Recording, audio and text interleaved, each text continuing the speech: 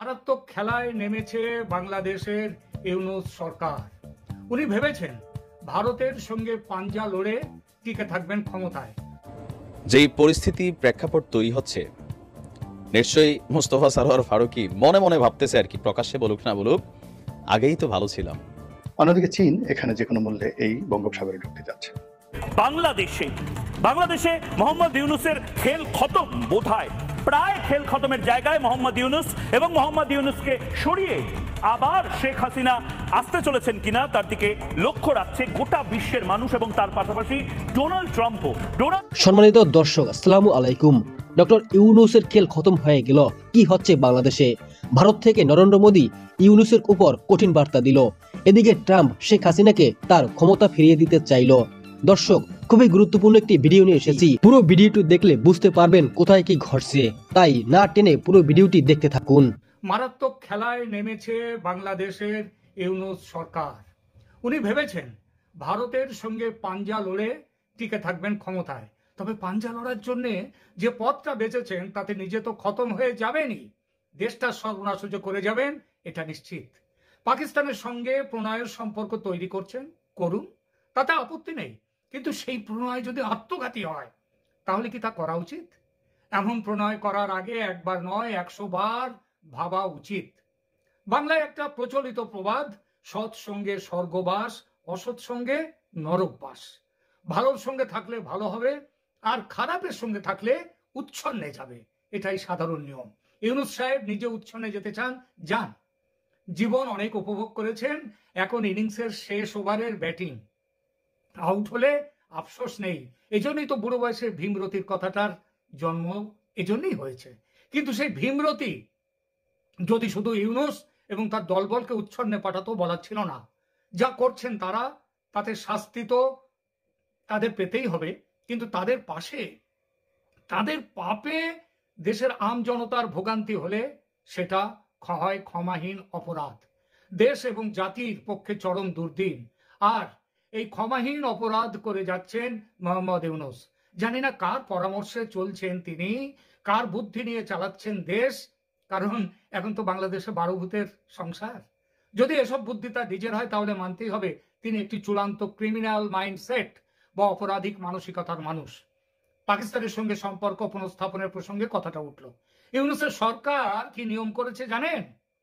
তার একটা নতুন নিয়ম করেছে।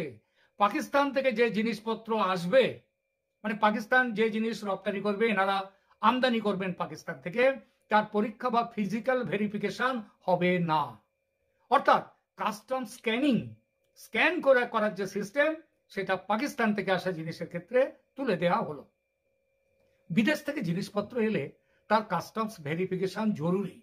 কি মাল আসছে তার তালিকা, সন্দেহ হলে তা পরীক্ষা করে দেখা, এসবগুলো হচ্ছে কাস্টমসের সাধারণ নিয়ম। এই সাধারণ নিয়মটা পাকিস্তান থেকে আসা মালের ক্ষেত্রে থাকবে না। সেটা নিয়মটা পরিবর্তন করে দিয়েছে বাংলাদেশের বর্তমান সরকার।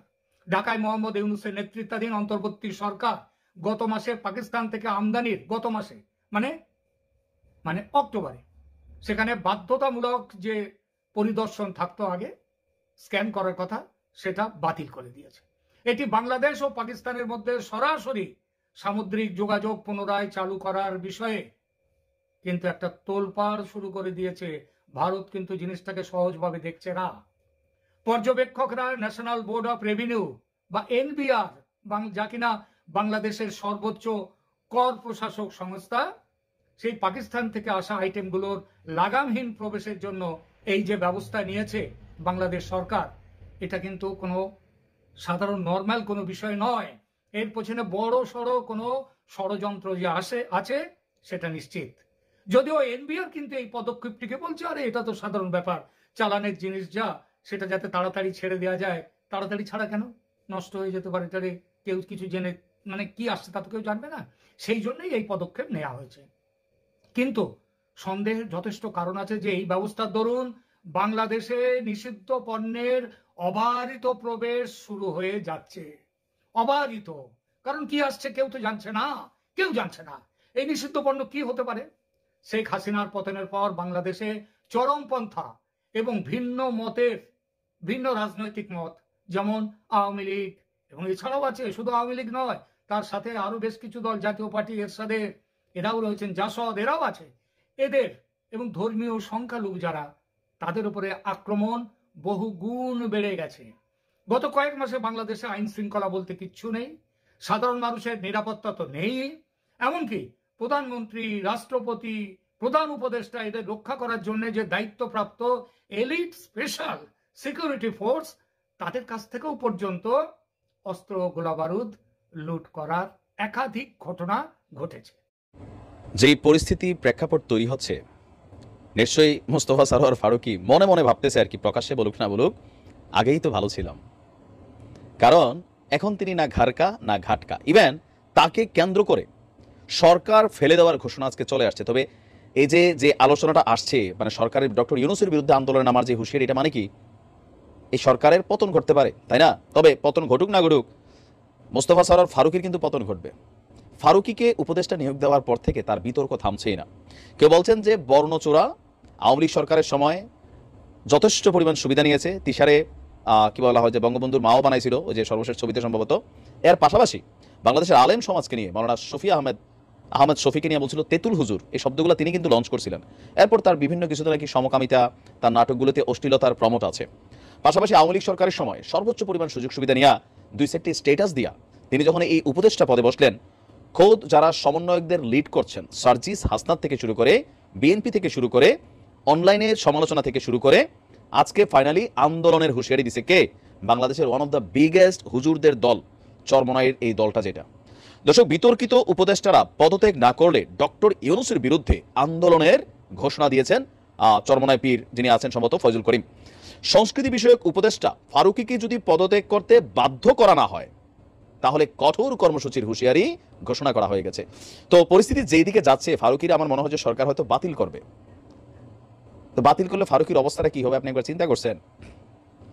যে মান সম্মান একটা লেভেলে পাইছিল, তো এই যে দ্বিতীয় স্বাধীনতা ফারুকী যেটা নিয়ে খুব সেলিব্রেশন করছিল, আজকে সেই স্বাধীনতার যুগে ফারুকীর অবস্থানটা কি হচ্ছে? আওয়ামী লীগের কাছে তো আর মানে 15 বছর এই যে নানান স্ট্যাটাস দিচ্ছেন যে গোপনে গোপনে কেমনে কেমনে আওয়ামী লীগ পতনের জন্য তিনি কাজ করে গেছেন, এগুলো তো এখন প্রকাশিত। আবার অনেক কিছু তিনি ডিলিট দেয়া শাপলা চত্বর নিয়ে তার যে বক্তব্য ছিল, সেই পোস্টগুলো তিনি ডিলিট দিয়ে দিয়েছেন। কিন্তু যারা এগুলো স্ক্রিনশট রাখার, তারা নাকি স্ক্রিনশট রাখা দিচ্ছে। আসিফ মাহতাব বলতেছে আমি নিজে ভাই স্ক্রিনশট রাখছি, এখন তিনি এগুলো ডিলিট দিয়া বিভিন্ন স্ট্যাটাস দেন। এখন তিনি কাজ করেন কখন? অনেকের মন্তব্য যে সারাদিন এর কমেন্ট ওর কমেন্টে বা এর বক্তব্যে ওর বক্তব্যে ফেসবুকে তিনি নিজেকে জাহির করার চেষ্টা করছেন। আবার অতি বিপ্লবী সাজার জন্য বঙ্গবন্ধুর ছবি নামিয়েছেন। এগুলা কইরা মানে থাকে না যে একটু নতুন মুসলিম, নব্য মুসলিম হলে যেটা একটু আলকা ওভার চার্জ থাকে, এরকম কিন্তু তিনি প্রকাশ করার চেষ্টা করছেন। বলছেন 12 মাসই খালি বিপ্লবী, জুলাই সুখ হবে, এরকম নানান স্ট্যাটাস দিচ্ছেন। কিন্তু এগুলা কইরা শাক দিয়া মাছ ঢাকা যাচ্ছে না। অবশেষে চরমনায়ের শায়েখ মুফতি সৈয়দ মোহাম্মদ ফয়জুল করিম তিনি বলছেন যে ডক্টর ইউনূস আপনার বিরুদ্ধেও কিন্তু আন্দোলন শুরু করতে হবে। আমরা আপনার বিরুদ্ধে লড়াই করতে চাই না, আমরা চাই সংস্কারের মাধ্যমে একটা সুন্দর নির্বাচন উপহার দিবেন। কোনো ব্যক্তিকে দেখে ভোট দেবে না মানুষ, মার্কা বা প্রতীকে ভোট দেবে, তাহলে কোনো দুর্নীতি থাকবে না। ডোনাল্ড ট্রাম্প এমন কিছু সিদ্ধান্ত নিতে চলেছেন আগামী 48 ঘন্টার মধ্যে, যে সিদ্ধান্তগুলো 2025-এর জানুয়ারি মাসে গিয়ে ইমপ্লিমেন্ট করা হবে। অর্থাৎ মোহাম্মদ ইউনূসের কাছে রয়েছে হাতে 1.5 মাস।